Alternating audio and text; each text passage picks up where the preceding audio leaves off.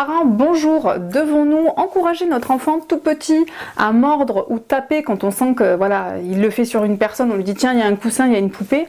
Est-ce que c'est une bonne idée? Alors déjà, l'histoire de la poupée qui a une forme humaine, moi ça me dérange, surtout si c'est en plus féminin. Voilà, les femmes prennent assez cher au quotidien, on ne va pas non plus éduquer les enfants à taper sur les femmes, donc non, déjà pas de poupée.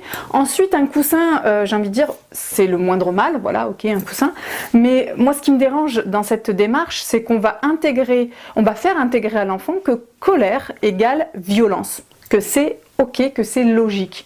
Colère égale émotion qui a besoin de s'exprimer, mais qui peut s'exprimer de différentes manières. On a le droit de crier, même si bon, voilà. Bon, j'imagine mal un adulte en train de faire la queue à la poste qui commence à être en colère, en train de crier dans la file d'attente comme ça. Voilà, les enfants intègrent au fil des âges ce qui se fait, ce qui se fait pas. Mais je pense qu'il est vraiment important de pouvoir dire, ok, tu peux émettre un son, un cri, tu peux demander un câlin pour venir contenir ta colère, la laisser te traverser dans les bras de quelqu'un, tu peux respirer profondément.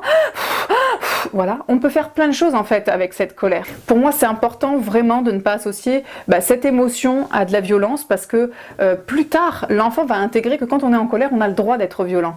Et le coussin, peut-être, au bout d'un moment, il fera plus effet et là, on aura la légitimité puisqu'on aura fait justement ce schéma dans notre tête qui sera validé par notre éducation, que on peut taper en fait quand on est en colère, que ce soit sur un mur, sur un animal, sur un enfant, sur une autre personne. Je trouve ça très compliqué de pouvoir avoir ce schéma-là. On peut taper. Et s'il y avait d'autres solutions, justement.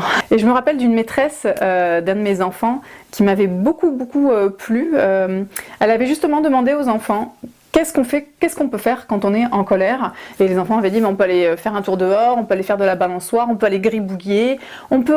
Et en fait, les enfants ont sorti des solutions très saines.